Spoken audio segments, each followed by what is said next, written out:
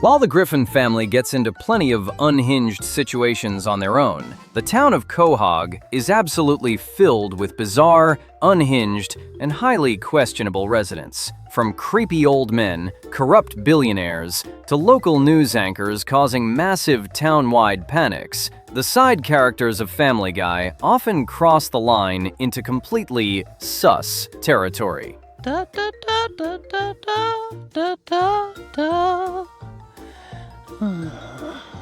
Today, we are taking a deep dive into the most sus side characters moments in Family Guy. Let's start the show. We are kicking things off with Season 4, Episode 16, where Quahog's most notorious and unsettling resident, John Herbert, puts an incredibly disturbing master plan into motion. Have you ever wondered what goes on inside the mind of the neighborhood creep? Well, a simple neighborhood accident gives Herbert the ultimate excuse to trap Chris in his yard, leading to one of the most wildly uncomfortable fantasy sequences the show has ever animated. The story begins innocently enough when Chris is playing outside and accidentally hits a baseball right through Herbert's front window. Now, Lois initially plans to handle the situation normally by simply taking the repair costs out of Chris's weekly allowance. However, Herbert sees this broken window as a golden opportunity. He swings by the Griffin house and suggests a much more hands-on approach. Chris should pay off his debt by coming over and doing manual labor around the old man's house. Amazingly, Peter and Lois completely agree to these terms, forcing Chris into free labor and practically handing their teenage son right over to him. I don't want to spend my weekend doing chores. You know, Chris, a little hard work can do wonders. Just look at how they built the pyramids. Once Chris arrives to start his chores, beginning with some simple leaf raking, the sus meter immediately flies off the charts. Herbert uses the yard work as the ultimate excuse to just sit back and gaze at Chris while he works, even casually mentioning that if Chris gets too sweaty, it would be just fine if he wanted to take his shirt off. To keep the teenager docile and compliant, Herbert offers him some highly questionable refreshments, famously serving up laced cookies and Kool-Aid with hidden pills inside. Souvenir photograph? Hell yes! But the episode takes things from weird to absolute nightmare fuel when Herbert's mind begins to wander as he watches Chris work. The show transitions into a bizarre, David Lynch-style fantasy sequence where Herbert imagines a deeply unsettling, romantic life together with the teenage boy. He actually pictures the two of them getting married with himself as the beautiful bride and starting a happy family together. It is a wildly uncomfortable and surreal sequence that perfectly cements Herbert's status as the absolute most sus side character in the entire series.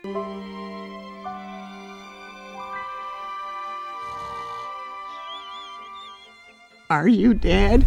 Moving on to Season 13, Episode 6, we get to see exactly what happens when the ultimate symbol of morality turns out to be running a massive, highly questionable holiday grift. Have you ever wondered what the Son of God does on his birthday? Well, when Jesus returns to Quahog, Peter discovers he has a very specific and incredibly sleazy way of celebrating, and it involves tricking overly trusting husbands into letting him sleep with their wives. The story kicks off during the hectic holiday season when Peter and Lois unexpectedly run into Jesus Christ himself just hanging out at the local Quahog Mall. Oh, hey guys. Hey, buddy, what are you doing in Quahog? Peter feels bad that Jesus has to spend his birthday alone, so he invites him over for a beer and decides to throw him the ultimate birthday bash alongside Quagmire and Cleveland. However, while planning the party, the guys make a shocking discovery. The savior of mankind is actually still holding onto his V card. Wait a minute, Jesus, have you ever been with a woman?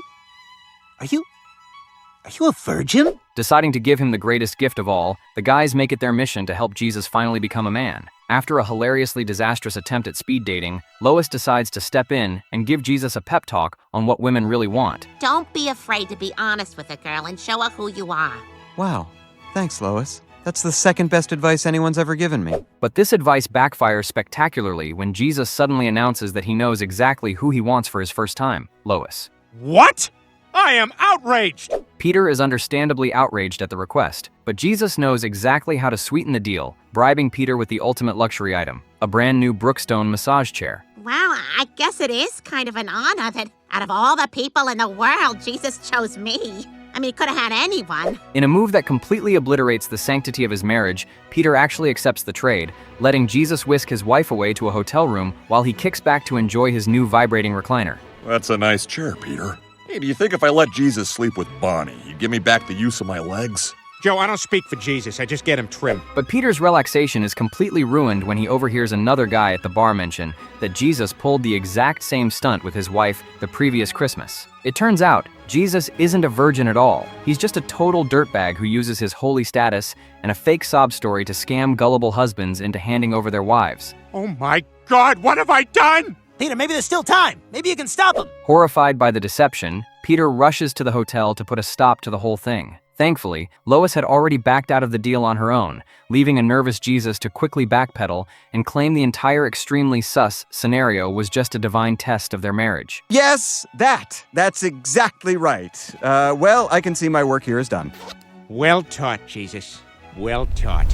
Moving on to Season 8, Episode 16, we look at the time Quahog's trusted news anchors, Tom Tucker and Diane Simmons, pulled off the most globally traumatizing prank imaginable. Have you ever wondered what the town would do if they truly believed the world was about to end? Well, a horrifying broadcast plunges the entire town into an existential panic, leading to massive, widespread chaos and people engaging in absolutely horrible final acts. The story kicks off with Tricia Takanawa interviewing Stephen Hawking, who suddenly drops his act, stands right up from his wheelchair, and goes surfing. But this bizarre moment is quickly overshadowed by a terrifying breaking news report. A massive black hole has just consumed Neptune and Pluto and is on a direct collision course to annihilate Earth. Tom and Diane solemnly announce to the town that all life on the planet will be completely destroyed within exactly 24 hours. Mom, is this for real? Well, it sure looks that way, sweetie. It's the end of the world. Holy crap! This terrifying news sends the residents of Quahog into an absolute frenzy. Everyone rushes to fulfill their final dying wishes. Quagmire desperately asks Joe to help him score one last time.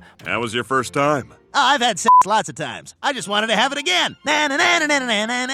Fuck you. While Tom Tucker uses his final hours to make an incredibly unhinged, threatening phone call to actress Megan Fox. Meanwhile, Lois desperately wants the Griffins to spend their last day together as a family, but Peter completely ditches them to fulfill his own wild bucket list.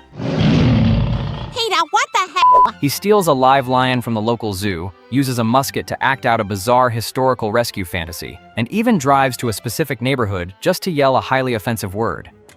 They respected me for saying it. With only seconds left until the supposed end of the world, Peter finally returns home to a furious Lois, who tears into him for abandoning the family. Don't you love me? Of course I love you, Lois. You're the most important person in the world to me. You promise?